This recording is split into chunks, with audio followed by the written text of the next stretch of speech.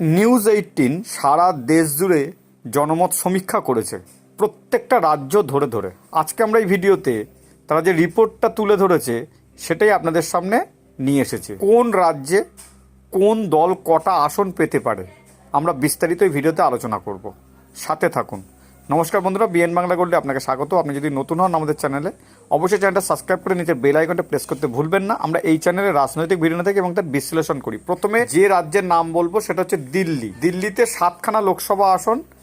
News 18-এর report বলছে 7টার মধ্যে 7টাই NDA পাবে, আর অন্যান্যরা কেউ খাতাই খুলতে পারবে না। এরপর চলে যাব তামিলনাড়ু।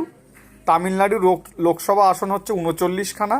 নিউজ 18-এর রিপোর্ট অনুযায়ী এনডিএ পাবে 5খানা, আইএনডিএ ডিআইএ জোট পাবে 30খানা, আর এডিএমকে পাবে 4খানা। তামিলনাড়ুর রিপোর্ট। তারপর চলে যাব মধ্যপ্রদেশ। মধ্যপ্রদেশ 29টা আসন আছে। এনডিএ একাই পাবে 28খানা আসন, আর আইএনডিআইএ পাবে 1খানা আসন। এই হচ্ছে 29টা, তাহলে 28 আর 1 মধ্যপ্রদেশ। এরপর উত্তরপ্রদেশ, ভারতবর্ষের সবথেকে বড় রাজ্য, 80খানা লোকসভা আসন। সেই উত্তরপ্রদেশে যে রেজাল্টটা আসছে নিউজ 18-এর রিপোর্টে, ওপিনিয়ন পোলে, এনডিএ পাবে 77খানা আসন, আর আইএনডিআইএ পাবে মাত্র 2খানা আসন। আর বিএসপি একা লড়াই করবে, তারা ঘোষণাই করে দিয়েছে। তারা না ইন্ডিয়া জোটের সাথে না ইন্ডিয়া জোটের সাথে কারোর সাথে তারা থাকবে না, তারা পাবে 1খানা আসন। এই হলো উত্তরপ্রদেশ। 77, এনডিএ ইন্ডিয়া জোট 2টো, আর বিএসপি 1টা। এরপর চলে যাব পাঞ্জাব।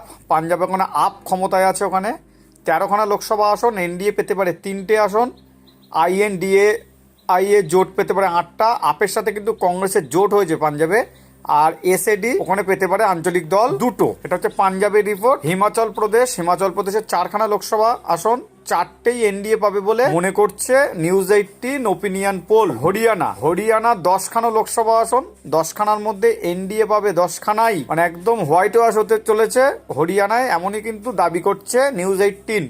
কেরালায় বামফ্রন্ট সরকার আছে, মানে সিপিএম সরকার আছে, এনডিএ পাবে 2টো আসন, ইউডিএফ পাবে 14টা, আর এলডিএফ পাবে 4টে। বামপন্থীরা হচ্ছে ইউডিএফ, এটা হচ্ছে 14টা পাবে, আর এনডিএ কিন্তু ওখানে 2টো পাবে দেখাচ্ছে, যেটা কিন্তু কেরালায় বিজেপির কোনো শক্ত ঘাঁটি না, একদমই কোনো সংগঠন নেই। সেই জায়গাতে কিন্তু বিজেপির উত্থান দেখাচ্ছে ওখানে 2টো আসন, আর এলডিএফ পাবে 4খানা আসন, মানে কংগ্রেস। মধ্যপ্রদেশে দেখাচ্ছে 29খানা লোকসভা কেন্দ্র। এনডিএ একাই পাবে 28টা, আর আইএনডিআইএ জোট পাবে 1খানা মাত্র। বিহারে যে রেজাল্টটা দেখাচ্ছে 40খানা লোকসভা কেন্দ্র, এনডিএ পাবে 38টা। নীতিশ কুমার কিন্তু এখন বিজেপির সাথে জোট বেঁধেছে, সরকার চালাচ্ছে নীতিশ কুমার। এনডিএ 38, আর আইএনডিএ মাত্র 2টো, আদার্স 0।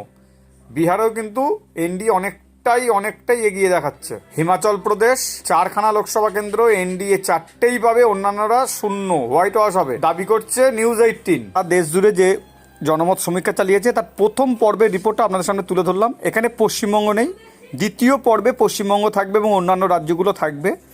এই যে রিপোর্টটা আমরা আপনাদের সামনে তুলে ধরলাম, এই রিপোর্টটার সাথে কি আপনি সহমত? অবশ্যই কমেন্টস করে জানান। ভিডিও যদি ভালো লাগে লাইক করবেন। ধন্যবাদ। আবার নতুন ভিডিও দেখা হবে খুব তাড়াতাড়ি, সাথে থাকবেন।